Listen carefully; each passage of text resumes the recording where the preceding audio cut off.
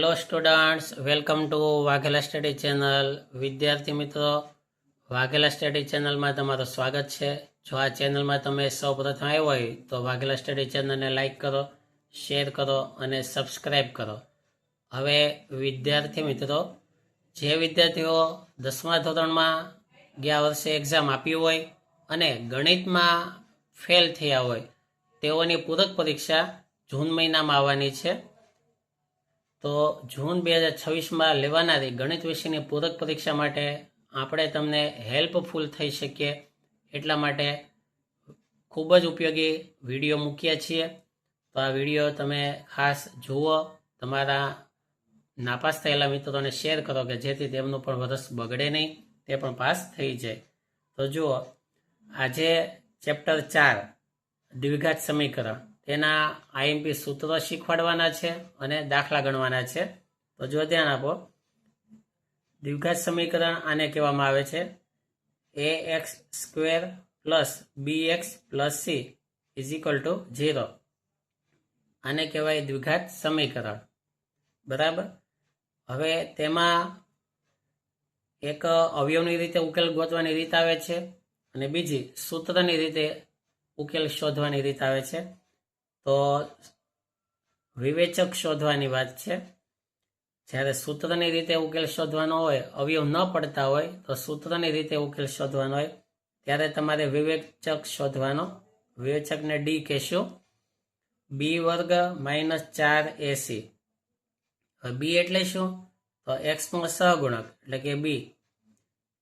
પછી એ એટલે x² નો સહગુણક એટલે એ, અને સી એટલે કે અચળ પદ. તો b² - 4ac આ વિવેચક.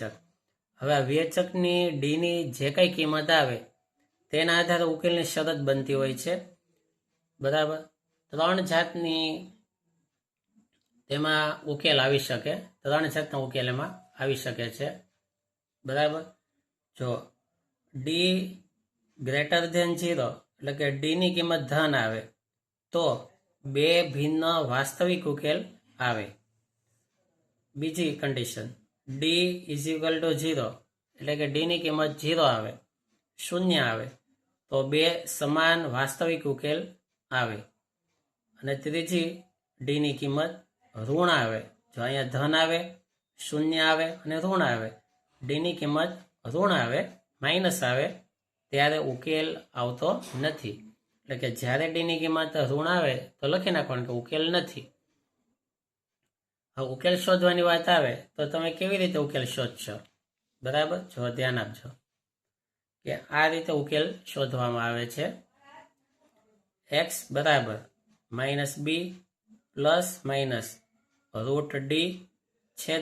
√d/2a.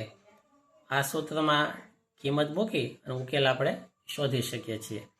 હવે હું તમને આઈએમપી દાખલાઓ કરાવું, જો ધ્યાન આપજો. હવે દાખલો છે કે અવયવની રીતે ઉકેલ મેળવો. જો અવયવની રીતે ઉકેલ મેળવવાનો છે, 2 માર્કનો વિભાગ બીમાં આવતો મોસ્ટ આઈએમપી દાખલો છે. કઈ રીતે ઉકેલ શોધવાનો છે ધ્યાન આપો. હવે આ 10 લખેલા જે છે, બરાબર, તેને આ ભાગ પાડવાના છે. એ સાઈડમાં 10 લખવાના. 10ના ભાગ પાડવા એટલે શું કે 10 ક્યાં ઘડિયામાં આવે? તો 10ના ભાગ પડે 5 દુ 10. જો આ રીતે 5 દુ 10, બરાબર. હવે અંતિમ પદની નિશાની માઇનસ હતી, અહીં જો માઇનસ છે. માઇનસ હોય તો આપણે ભાગ જે પડે તેની બાદબાકી કરવી પડે. બાદબાકી કરી અને આ મધ્યમ પદમાં જે સંખ્યા હોય તે લાવવાની.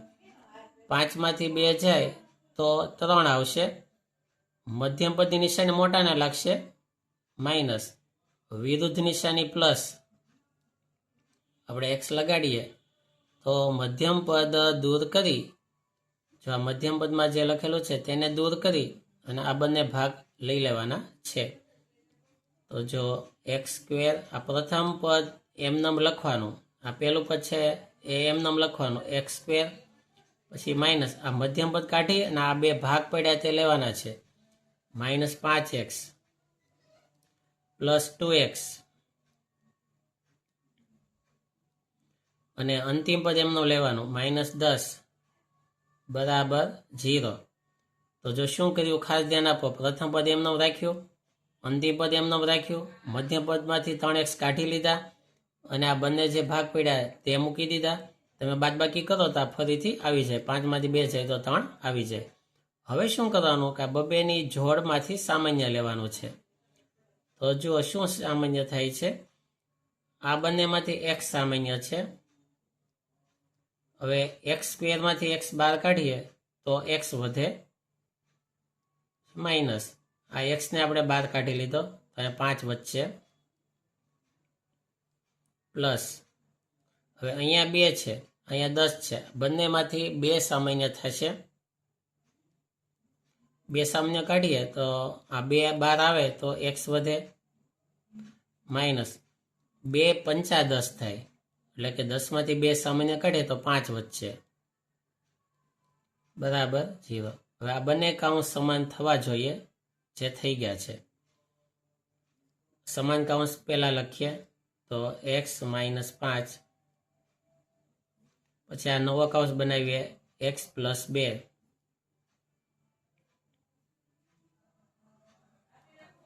બરાબર 0. હવે પહેલા કાઉન્સ બરાબર 0 લખવાનો, x માઇનસ 5 બરાબર 0 અને x વત્તા 2 બરાબર 0. તેથી -5 ને આ બાજુ લાવીએ, બરાબર ને આ બાજુ ફેરવીએ તો નિશાની બદલાય, -5 પ્લસ 5 બને તો x બરાબર 5 અને પ્લસ 2 આમ જાય એટલે માઇનસ બને તો x બરાબર -2. તો આ બંને ઉકેલ આવ્યા. તમે એમ અલગ રીતે લખી શકો, ઉકેલ બરાબર 5 અને -2. તો આ રીતે અવયવની રીતે ઉકેલ શોધી શકાય છે. બરાબર. હવે દાખલો બીજો આવો તે તમને હું શીખવાડું. જો ફરી વખત આને પણ અવયવની રીતે ઉકેલ શોધવાના છે, તો જો ધ્યાન આપજો ખાસ. હવે અહીંયા તમે જોઈ શકો છો કે 2x square minus x plus 1/8 બરાબર 0 આપેલું છે.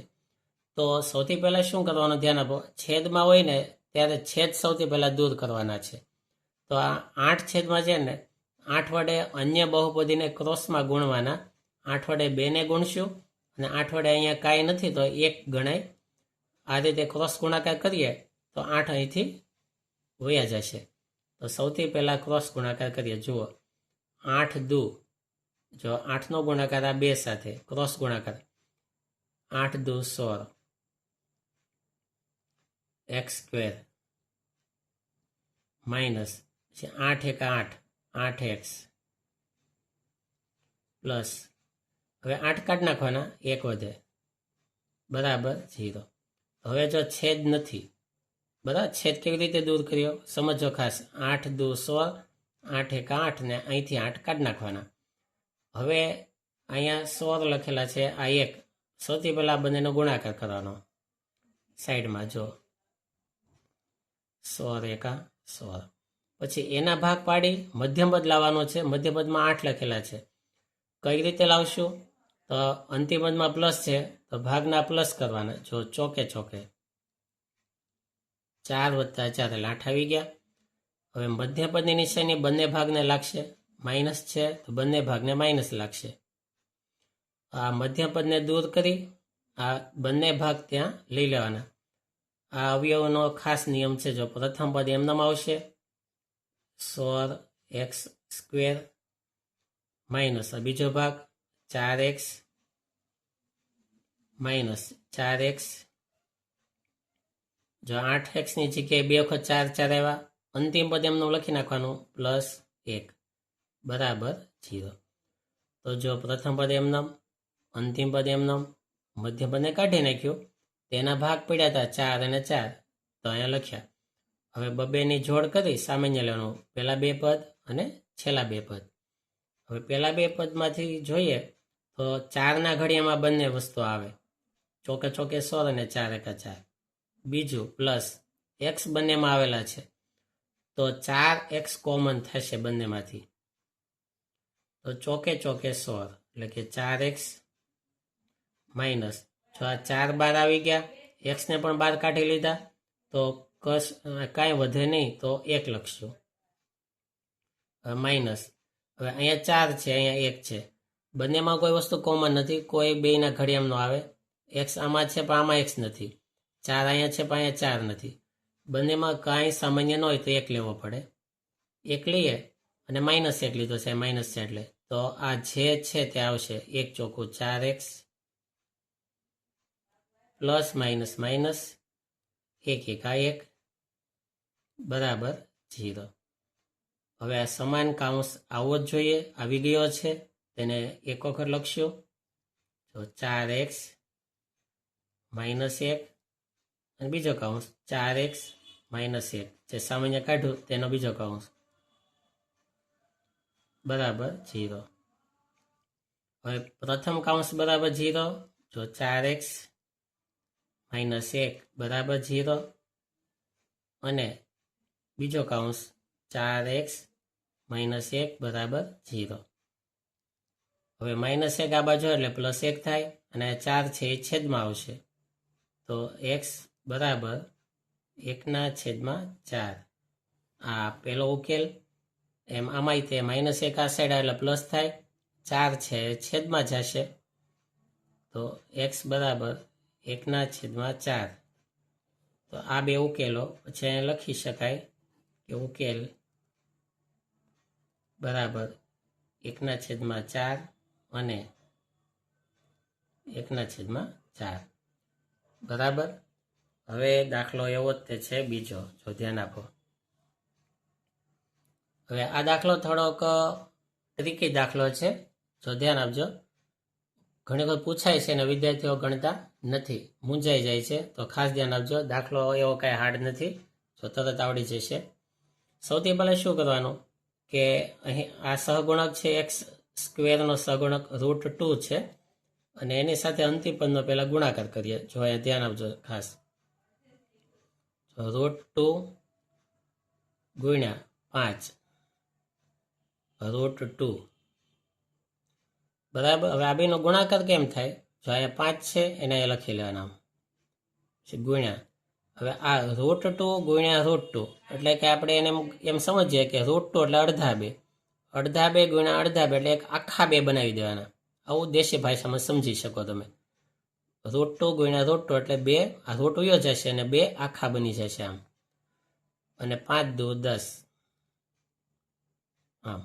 હવે આપણા નિયમ પ્રમાણે 10ના ભાગ પાડવાના અને વચ્ચે 7 લાવવાના છે, જુઓ 7, અને અંતિમ પદમાં પ્લસ છે તો સરવાળો કરીને 7 લાવશું, તો જો આ રીતે થશે 5 દુ 10, 5 ને 2 7, મધ્ય પદમાં પ્લસ છે એટલે 2 ને પ્લસ લાગે, તો x. હવે 7x કાઢીને આ બે ભાગ લેશું. અહીંયા √2 છે એટલે આ 2 વાળો પદ પહેલાં લઈએ તો થોડોક ઇઝી પડશે. તો જો એ રીતે કરીએ, √2x², પછી આ 2x વત્તા 2x પછી પ્લસ 5x. આ ક્રમ તમે આમથી આમ કરી શકો, બાકી આ રીતે લો તો જવાબ તો આવી જશે. આ બે સાથે બે સામાન્ય કાઢવું સહેલું પડે એટલા માટે લીધું. જો 7x કાઢીને આ બે ભાગ લીધા અને પ્લસ 5 √2 બરાબર 0. તો જો પ્રથમ પદ એમનામ, અંતિમ પદ એમનામ, મધ્યમ પદને કાઢી નાખવાનું અને આ બે ભાગ પડ્યા તે અહીંયા ગોઠવી દીધા. હવે નિયમ પ્રમાણે બબેમાંથી કોમન કાઢવાનો છે આ રીતે. હવે અહીંયા √2 છે, અને આ બે છે એ આખા બે કહેવાય. તો અહીંયા જો તમે સમજો, આ આખા બે છે એના આમ બે ભાગ પાડી શકો તમે મનમાં, કેમ કે બે અડધા બે લ્યો આમ, √2 ગુણ્યા √2 એટલે આખા બે બનતા હોય.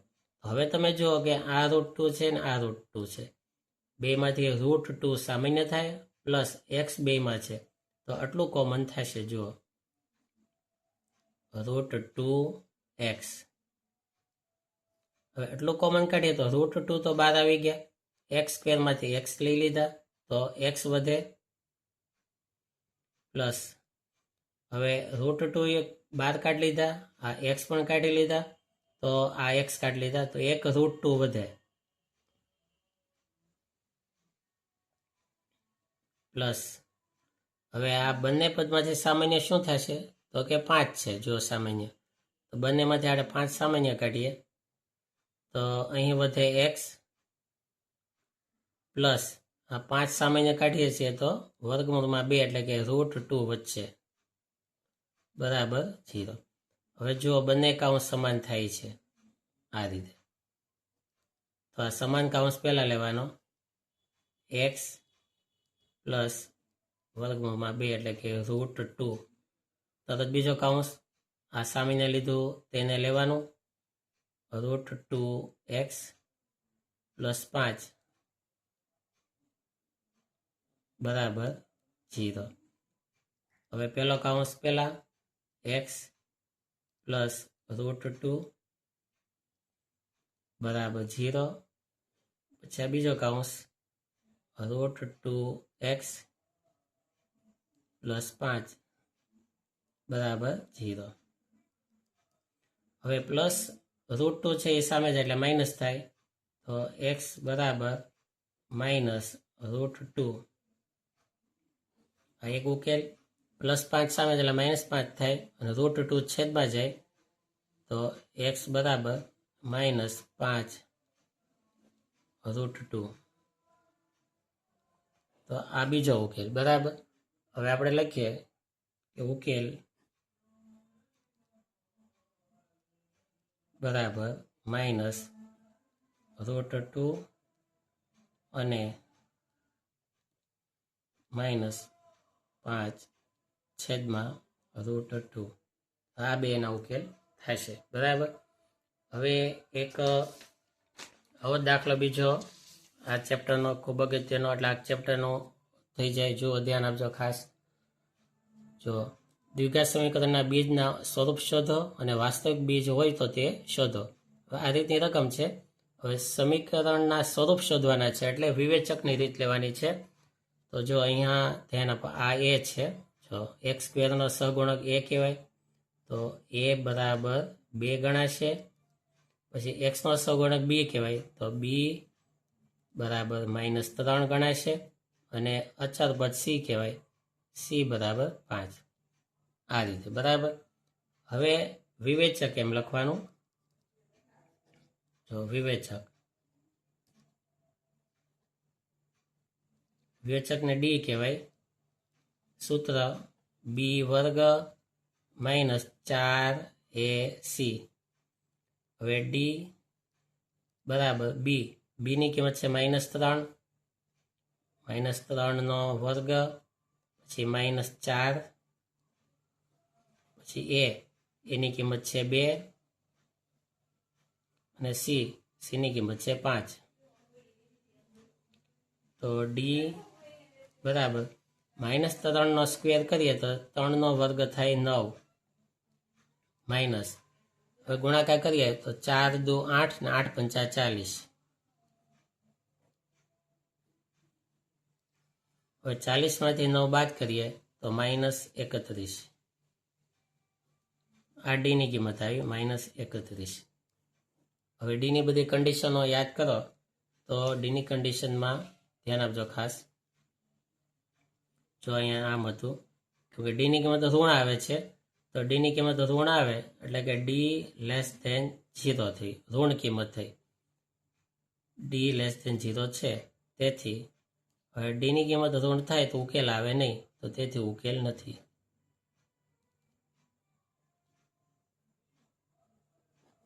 જો ડી ની કિંમત ધન આવી હોત તો ઉકેલ શોધી શકાય. તો આવા સરસ વિડીયો જોવા માટે વાઘેલા સ્ટડી ચેનલને લાઈક કરો, શેર કરો અને સબસ્ક્રાઈબ કરો. Thank you.